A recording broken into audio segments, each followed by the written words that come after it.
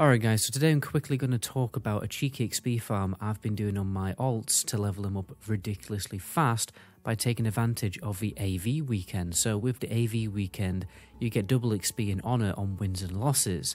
This means a win can get you 2000 XP points, and to put that in perspective, a Nexus run is 150,000 XP points and takes around 15 to 20 minutes in a good group, but AV games are normally 7 to 12 minutes, sometimes even faster. So it's a pretty good XP farm, and today I'm going to tell you some techniques to optimize this farm to gain over 1,000,000 XP per hour, and it's probably the best way to gain XP right now in the game. By the way guys, I do have a behemoth alt leveling guide in the making right now with all the best leveling strategies level 1 to 80 regardless of the AoE weekend, from the best heirloom enchants to get to the best AoE farming routes. Members of the channel can get early access to this guide right now, and people who subscribe can get a preview of the guide. So if you want early access to this guys, please sub for a preview and consider supporting the channel by becoming a member to unlock the full guide.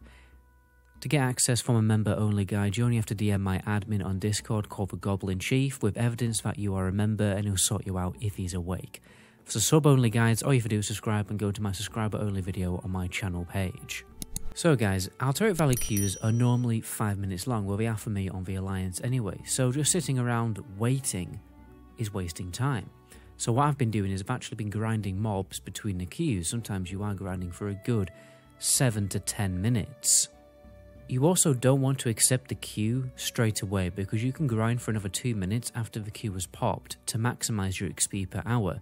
I'd recommend the add-on capping to track how long it's going to take when the queue pops before it goes away. Now any place where there's a lot of mobs is a good place, like the Seals and Grizzly Hills. For me personally, I'm killing the Valkyrie in Storm Peaks because that is one of the best ways to get gold while grinding. Again, my alt leveling guide has all the best AoE grinding spots level 14 to 80. Now, if you want to get even more experience out of the Alteric Valley win, or the loss actually, you can do that by capturing the mines. My advice would be to queue with a friend, because one of you could capture the Alliance mine, or one of you can capture the Horde mine, because most people just leave the mines because they don't care about them and they don't know that they grant extra XP and honor. So you shouldn't really have any competition to capture them, apart from the mobs obviously inside the mine.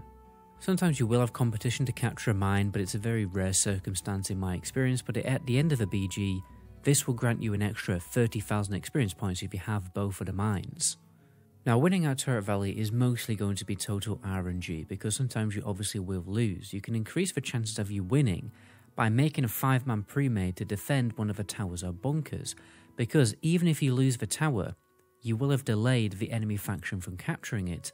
This means you will have to wait longer, well, the enemy faction will have to wait longer to kill the boss, which normally means most of the time that you actually end up winning, because in my experience, this does increase the chances of you winning AV, but it doesn't guarantee you to win because the enemy faction could also use this strategy.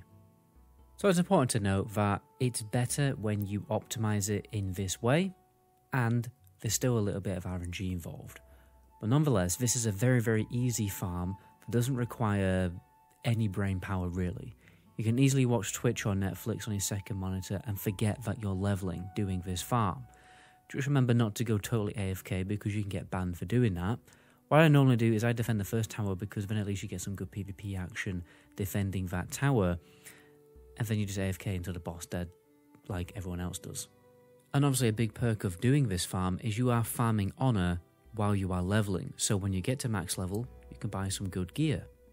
PvP gear obviously isn't as good as PvE gear, but it's normally better than what you can get from normal dungeons when you hit level 80.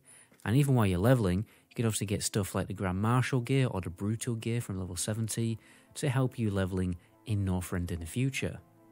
But anyway guys, my name is MetaGoblin. Until the next video, ciao.